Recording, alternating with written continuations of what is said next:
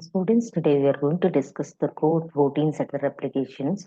That means the different enzymes are required for the DNA synthesis, otherwise DNA replications.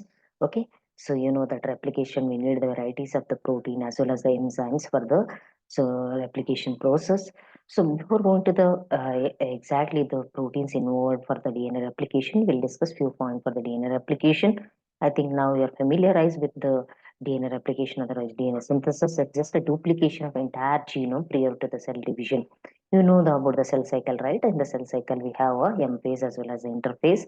Usually, the DNA replication will be, otherwise, the DNA synthesis will be in the S phase, right? So, you know, the genetic biological significance of the DNA replication is very much important. It will copy the entire genetic information, it will transfer to the next generation.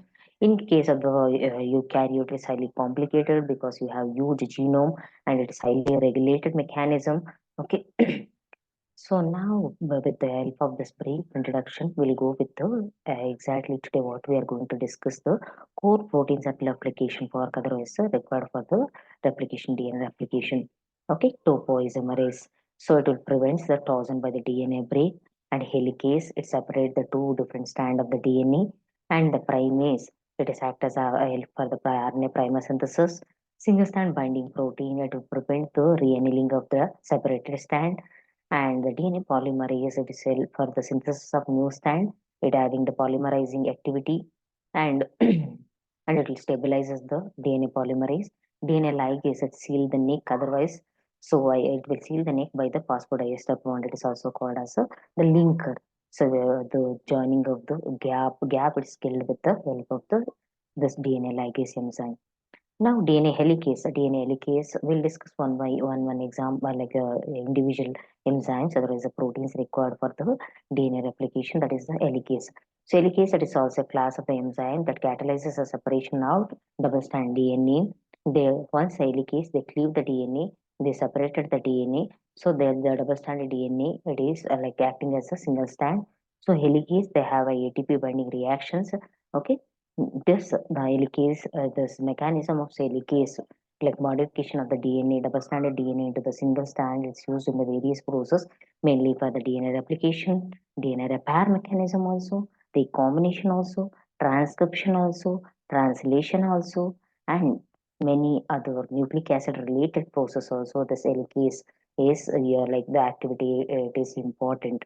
Okay, and this, as we discussed, it will unwind the DNA, okay, double helix DNA, that by breaking the hydrogen bonds, right? Hydrogen bonds, you know, the one strand of the DNA it is having the, some kind of the nucleotide that like GCAT. So another strand it will be having the complementary bases. It will break the hydrogen bond. So then, so that separated the strands, it will acting as a template for the synthesis of the new DNA, and it will create the replication fork. You can see in this, so Y-shaped structure. Once the double-stranded DNA has converted into the single strand, it formed the structure we consider as a replication fork. Okay. Now another enzyme it is a primase. Primase is an enzyme. So the type of RNA polymerase. So that synthesizes a short fragment of the primer, like RNA primose. It is help for the DNA initiation. Okay, DNA polymerase, especially the DNA polymerase 3. It will not start the adding the nucleotides itself. It needs the primose. Okay, so then only it will start the initiation of DNA replications. You can see in these pictures once that separated stand. So for that, especially the primose it will be added here, especially three prime hand primase enzymes. It synthesizes the primers and it will add the separated stand. With that, our DNA polymerase it will start having the nucleotide. Next enzyme it is the topoisomerase, sorry, DNA polymerase 3. DNA polymerase 3 is a hollow enzyme that is mainly responsible for the replication purpose in case of the E. coli. So in case of eukaryote, we have a different type of the like a DNA polymerase like alpha, beta, gamma, epsilon, delta.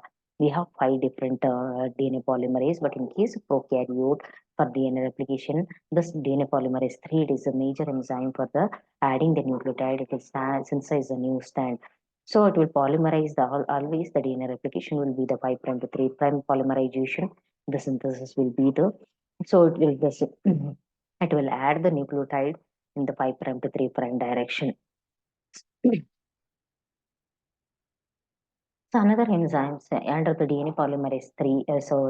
We have in prokaryote, we have three different type of the DNA polymerase enzyme: DNA polymerase 3, DNA polymerase 1, and DNA polymerase 2. Okay. This DNA polymerase 1 is an enzyme that participated in the process of prokaryote DNA replication.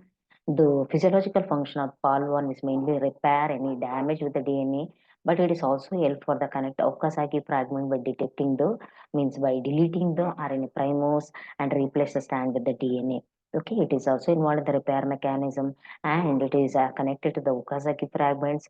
Okazaki fragment is nothing but the so whenever the DNA replication happens, so especially the lagging strand will synthesize the DNA in the form of fragmented one, though the patches, otherwise it is also called a discontinuous phase of the DNA replication. That patch it's like filled by the help of the DNA polymerase 1 enzyme. Other enzyme is the DNA ligase. DNA ligase an enzyme.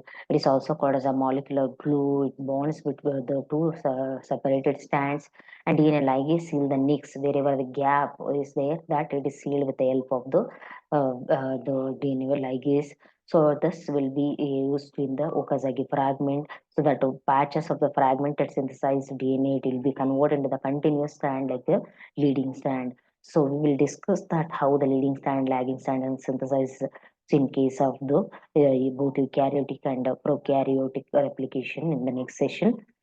Here the DNA ligase enzyme it will it just seal the gap otherwise between the like the fragments, so Okazaki fragments, and currently flows the next in the double stranded DNA.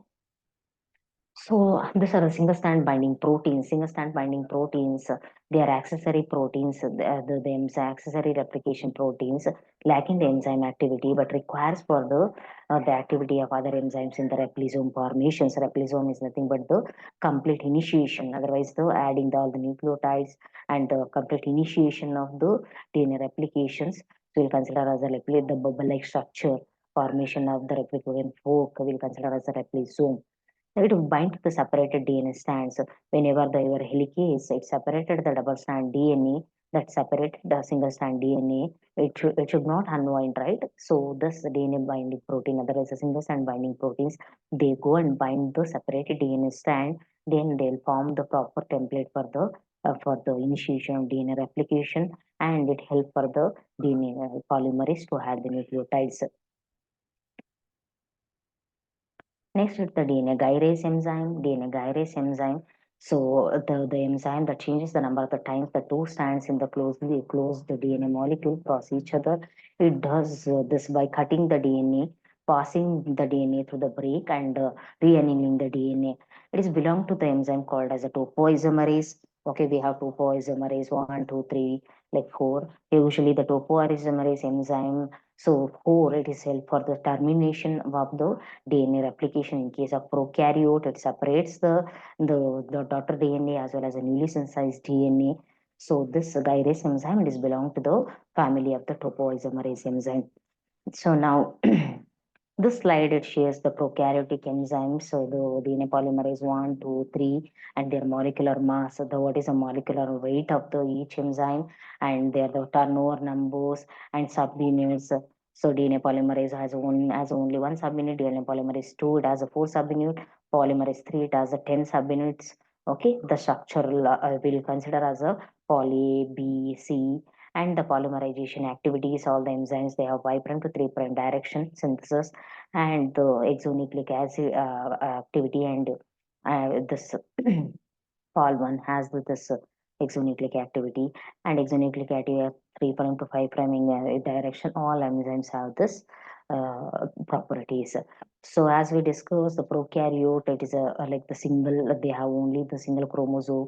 The replication will be in the form of a circular, the replication will be, it will be easy because they are the only the single chromosome, and the lot of proteins. Otherwise, the enzymes are not required much as compared to the eukaryotic genome replications. We need the multiple proteins as well as the multiple enzymes.